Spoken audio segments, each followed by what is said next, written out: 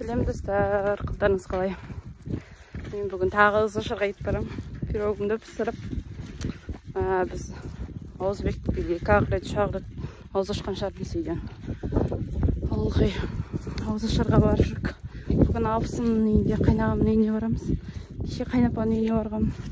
Жердің бәрі батпақ. Почта көштім. Ше бүгін бар ғой, аспанды қарасаңыздар, не болып кеткен. Күн бір түрлі болып тұр. Сөйлек көштім, әже кетіп кеттім қарастыр. Қитамыз жақсы жүріп қойыпты. Кеше сплошной жатқан ғой, мына жерінде. Ай баба.